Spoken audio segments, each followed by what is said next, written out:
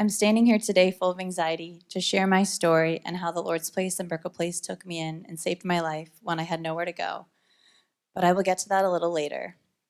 Rewind to February, I had finally worked up enough courage to leave an abusive relationship of 5 years. The momentum of life began to swirl in my head. I'm finally free. And seconds later, the reality of leaving meant needing somewhere to go.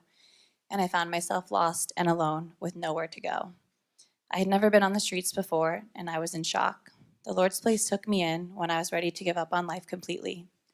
Val and Katie kept me on my feet when I wanted to slip through the cracks of this world and disappear. They stood beside me when I couldn't stand for myself. They believed I was worth something and not worthless, which is how I felt. I do have to admit, waking up for 6 a.m. meetings was rough when I saw no future for myself. In May of 2014, I had a baby boy with the man I recently escaped, and this weighed hard on me as a mother. I needed to be part of his life. I wanted to be part. Brickell Place gave me the shelter I needed in order to get a job and fight my way back into my child's life. I am so grateful to have received a grant in order to reunite with my child, and today I have a place to live, and more importantly, a place to bring Oliver, who is now 4 years old and the most important human being in the world to me.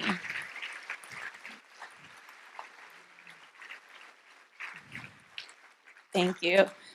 I am now sharing custody with my ex and back in Oliver's life. I plan to go back to school this spring and finish my AA. I plan on getting more time with Oliver and having a fulfilled life. Everyone deserves a chance. Everyone is worth fighting for. I read this book once. It was titled The Boy Who Was Raised as a Dog. In this book, there was a line that struck me. The line was this: "The capacity of love cannot be built in isolation." I believe this is so very true. The Lord's Place connected me to the right dots, and I am forever grateful that I have given the opportunity to go through this program.